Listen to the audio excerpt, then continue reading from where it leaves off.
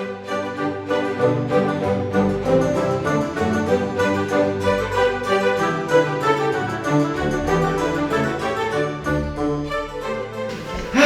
voilà, l'image est parfaite. L'équilibre, l'élégance, tout y est. Oh, je ne vous avais pas vu. J'étais dans mes pensées. Et... venez, approchez, venez admirer cette œuvre de plus près.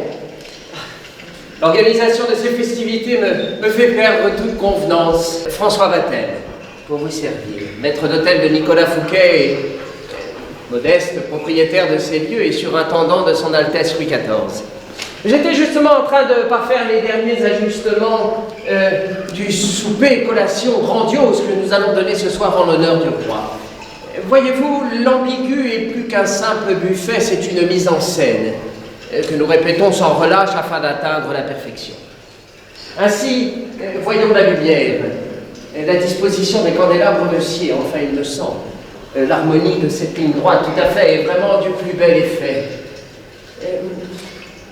Il s'accommode à merveille, en plus, avec la vaisselle d'argent dont il rehausse l'éclat.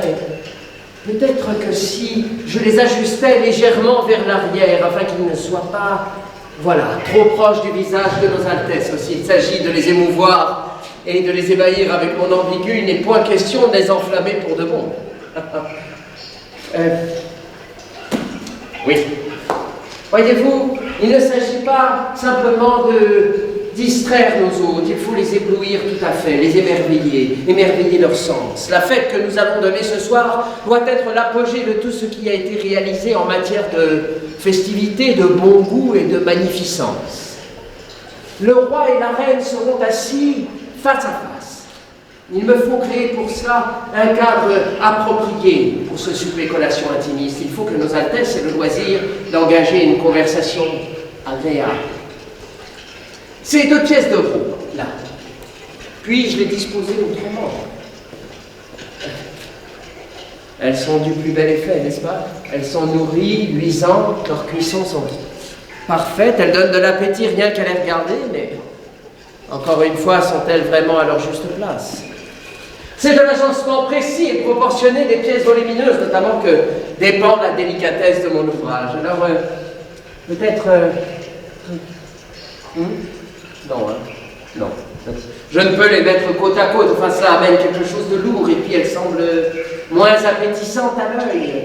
Pardonnez-moi, je m'échauffe, mais j'ai encore tellement à faire. Et je m'en voudrais de vous retenir plus longtemps. Alors, Nicolas Fouquet, dans son désir d'être agréable pour tous, m'a ordonné de ne point restreindre les dépenses. Passez donc par la fruiterie, vous y découvrirez les fruits et les légumes les plus rares et les plus... précoces que l'on puisse trouver, dignes des tables les plus respectables. Allez, Vatel, revois tes notes. Tu ne dois absolument rien oublier.